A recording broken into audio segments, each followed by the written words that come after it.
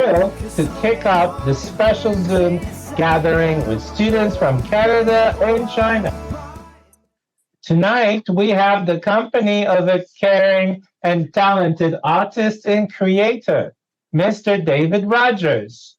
His remarkable sculptures, especially the awe-inspiring big bugs, showcase his art and also carry a message of respect for nature and the environment. David's background is entomology, the study of insects, and he highlights the importance of understanding and preserving the natural world. His sculptures are crafted with passion and serve as ambassador for nature conservation. We're going to show you the big bugs, okay? Yeah, Jessica, we're going to show you the big bugs. I will show your website to the kids, David. Yes, sure. Let's go show what David does. DavidRogersBigBugs.com. You can go see this website, and everyone can see big bugs. Oh, cool. And we can go to the gallery and we can see the work that David is doing. Special projects. They are big. They are awesome. They are amazing. Oh my goodness. Wow, look at that. These? There is a ladybug, maybe, a mantis. You found a spider? And what else do you see, Jessica? A butterfly. You see an ant. Perfect. Papillon. A papillon in French, you guys. Okay, so now I continue. It's fascinating to note that David has worked all over the United States. He has worked in big cities and he has worked in natural landscapes. To our friends in China, ni hao. To our friends in Canada, bonjour. And we hope to hear your questions from different parts of the world. Welcome, Mr. Rogers. Thank you. It's my pleasure and my honor to be here tonight. And thank you for inviting me. China, do you have some questions? Niyosha Malentima. China, what do you want to ask? Question number one. Can you tell us about your big bug sculptures, David? What made you decide to create those wonderful big bugs?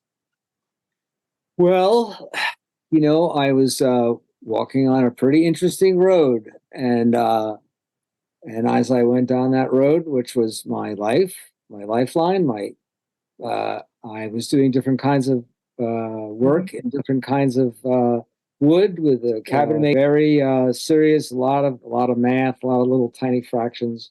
And then I met a man who was in a barn nearby in this town where I live on Long Island, and he had nothing but willow trees in the barn, and he was nailing together these larger trees to make the frame of the chair, and then taking the younger green fresh cut saplings and bending them into place to make the arms and the back and the seats.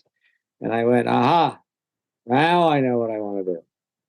And I worked with him for several years. And what really appealed to me greatly about working with the willow was that you didn't need a tape measure. You just needed mostly your imagination and your willingness to express yourself and your creativity with this natural material. And it was an instant connection for me. And what I liked was the most was what I thought was the freedom of expression that there was with the willows. And I continued along with him for a number of years. And then I was in Vermont, which is north of here from New York and New England. And I was visiting a family member up there, and behind his house, there was a big bent over tree. A sapling had been ravaged by an ice storm, and he'd asked me to cut it down. We were going to make some firewood. And I said, I have a better idea. Let me work with that tree a little bit. I have an idea. And I created my first branch sculpture, which is, if I could do this carefully enough, is that guy on the wall up there. That is Goliath was the name I came up with for that sculpture. It was my first big branch sculpture So I went from working for a boat builder and a cabinet maker and having to worry about fractions and arithmetic and all kinds of things that I wasn't naturally good at. And I became a builder of dinosaurs. Did you see the dinosaur, Jessica? No. Can you show us again, David? There we go. Up there, guys. Look at Well, I'm gonna have this. to get my, okay, so it's up there behind me and I gotta turn the Oh screen. my goodness. Look at this, guys. It's a dinosaur. Amazing. Thank you. We have a question in the chat room. They are asking, how do you decide which bugs you're going to create? You know, I've been asked that question many times. I started working on the big bugs when I was in my early 30s, and now I'm in my early 60s. So I wore the red bandana because I know I'm wearing one in the book, in the reading comprehension test. So I thought, well, I should put my red bandana on so all the kids could recognize me, because I don't think my beard had any gray hair back then. But the idea for the big bugs came to me like a flash of lightning, and I was attending a meeting, and I was sitting in the back row doodling on a piece of paper. And when the idea came to me, I started jotting down little, like what you would say, thumbnail drawings, small drawings, not very intricate, not very time consuming. Just get the idea down on a piece of paper. So the ants were going to be, 3 to 5 feet, and a praying mantis, and a spider in a web, and a dragonfly. So those 4 subjects were the first ones I chose because I was attracted to them instantly, and I knew it was the direction I wanted to go in. I don't know how I knew that, but I knew it for sure, without question, without any reservation. And I began immediately to work on what would become the big bugs. I will ask a question to our Chinese kids. Guys, do you like butterflies or do you like ladybugs? You like the butterflies. Aw. Do you like dinosaurs? 我问他的那个问题啊，你们关于自然的，来，喜欢那你有什么？动吗？ Yeah, they like dinosaurs. I think the boys mostly. Oh yeah, absolutely. What child isn't fascinated by dinosaurs? Yeah. But that was part of the idea. Like when the idea. So I was making all these dinosaur sculptures for a number of years, and when a botanical garden approached me and said, "We like your dinosaurs, but what else do you have? Because we don't see them fitting in the garden." So when I came up with the idea for big bugs, I said, well, let me build insect sculptures that are as big as dinosaurs. What are some of the challenges? Well, that's a great question, because and I've spent a lot of time, and I've had a lot of time to think about this. So when I first got the commission to build the first grouping of sculptures, so I was going to build them here in New York, and then build them in segments, and then bring them down to Dallas, Texas, to the Dallas Arboretum, and then install them there for the summer. And so the project was launched, but I had to wonder now, well, how big is the ants going to be? So they went from originally, in my original sketch, of 3 to 5 feet, but they all of a sudden, and I don't remember how it happened, it doesn't matter, they became, as the book says, as big as school buses. And I had to figure out for the first time in my life, how big is a 20-foot ant?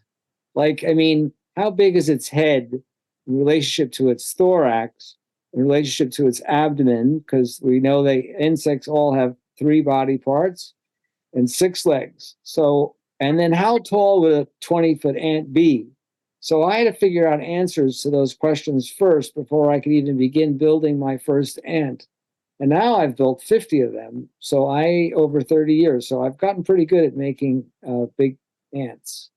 Would you say it would take several months just for one? Yes, that would be accurate. That's about the minimum time period for building a set of ants, or 3 ants. So I always build them in sets of 3. But a praying mantis, which is almost 20 feet tall, is a solid 3 to 4 months. That's all carving, very hard wood. It's a It's called black locust wood.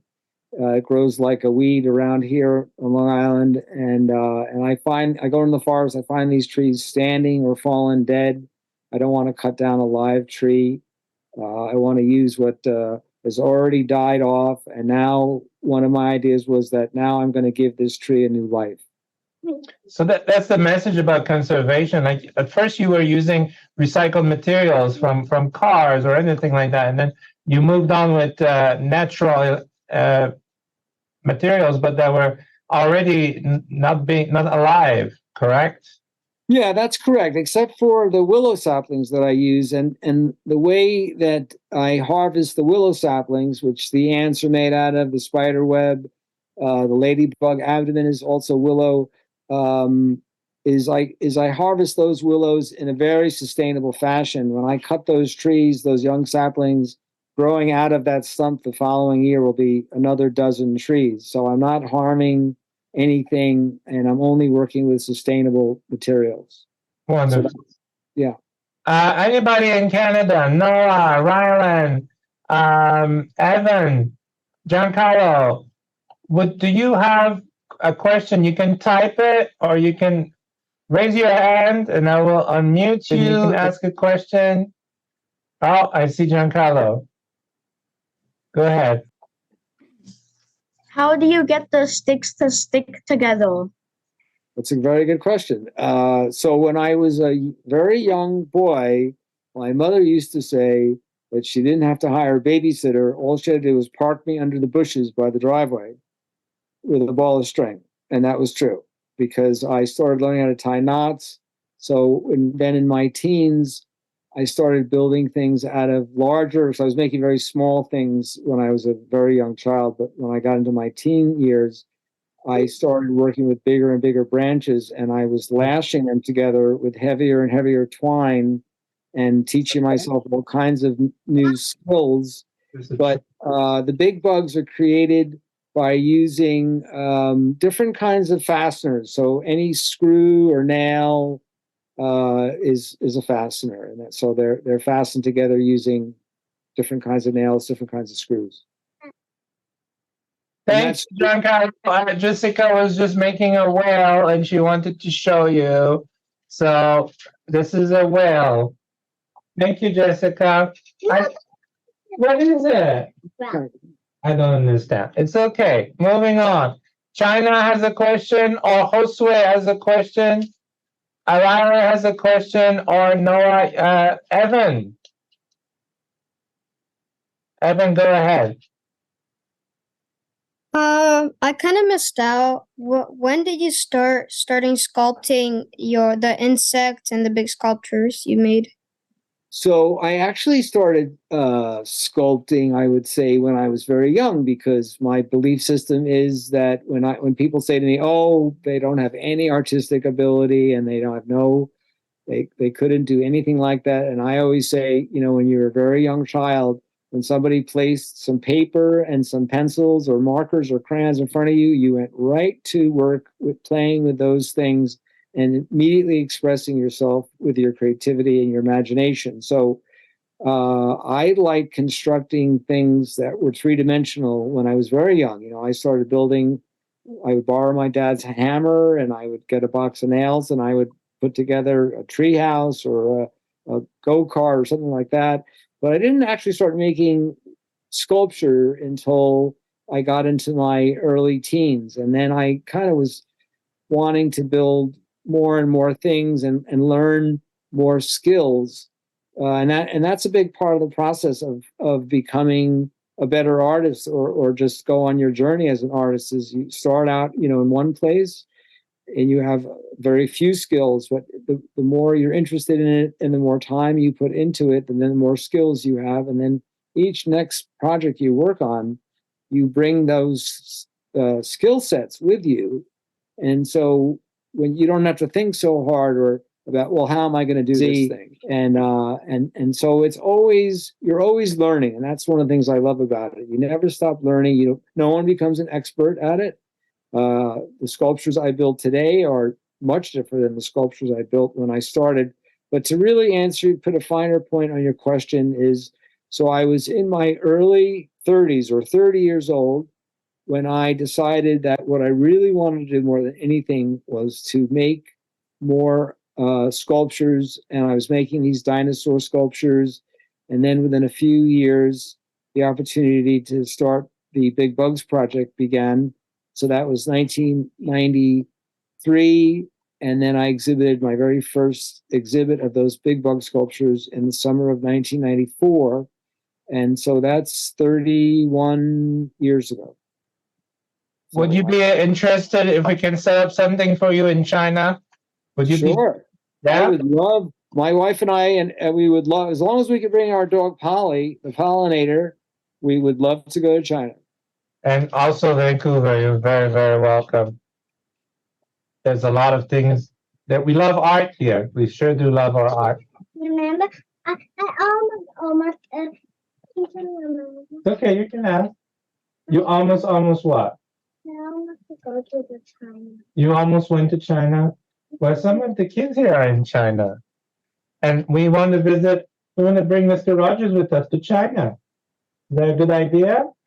Okay. Anybody else? I have a question. What do you see in the future, Mr. Rogers, such as, like, what is your dream for your sculptures? You want children, what do you want children to get from this? I want children to continue to get. So somebody, one of the questions that comes up is, what were you thinking about, or why did you create the Big Bugs? And one of my very favorite artists, Alexander Calder, he was a very famous artist in the 20th century, and he died in the late 70s. He lived to be a very old man, but he used to say, when people asked him about why he painted and why he made these great sculptures, he said, I wanted to make things that were fun to look at. That was his philosophy. And I always thought that was like, if you really kept it simple, then you left yourself open and available to anything happening. Not putting like, I want people to feel curious, and they do, and I want them to get excited about it. And I also like the idea of the role reversal, where now we're maybe the pests. We're the little animals crawling around over, underneath the 20-foot tall praying mantis who maybe could open up her mouth and eat us. No, but I want them to have fun first, and then the learning part happens naturally enough. So I don't worry too much about that, because I think the experience is, there's so many different opportunities, parks and public gardens or private gardens, all botanical gardens and arboretum, and droves of people come out to see them. And I like when I could go over and be somewhere and be anonymous, not be the guy who made them, but just another person at the garden.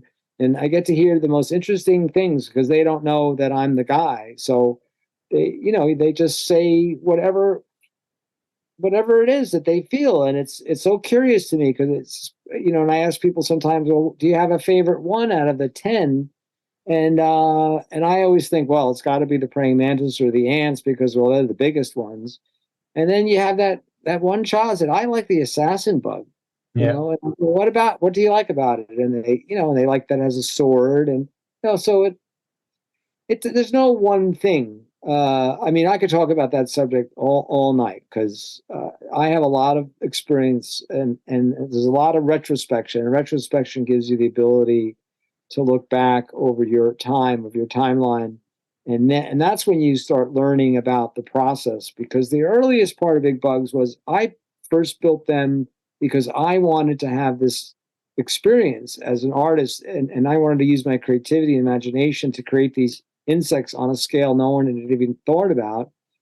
And so my first goal was accomplished. And then subsequent to that time, a whole other learning process began about what role my artwork was playing by being displayed in these botanical institutions. And that became vital and very important to me. And it altered my perception, and I realized that everything was different than what I had ever considered possible. Thank you. China, do you want to say thank you to Mr. Rogers? You want to say thank you? I want to know how to say thank you, or you're welcome back. So if So they, thank you. if they That's say what we are. 谢谢, you Ukachi. Ukachi. Yeah. 拜拜了吗？ Zaijian. Goodbye, guys. Mwah. You're so cute.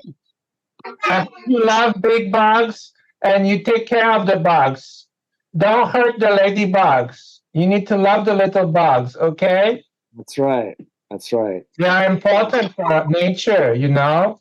Even my students in Canada, every bug plays a part in nature. That's Everyone right. says thank you. Everyone say goodbye. You can unmute. So thank you. Goodbye. Thank you. You're very welcome. Bye. Nice to see you all. David, thank See you so you. much. We wish you all the best, and we hope we can travel the world and do something wonderful. Thank you. Good night, Canada. Good night, New York.